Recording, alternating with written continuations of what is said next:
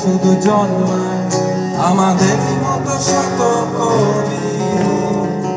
কলেজের সব বন্ধুরা বলে আয়নায় মুখ দেখে আমি জানি ভালোবাসি তোমার, জানি না বলবো কি করে তোমার।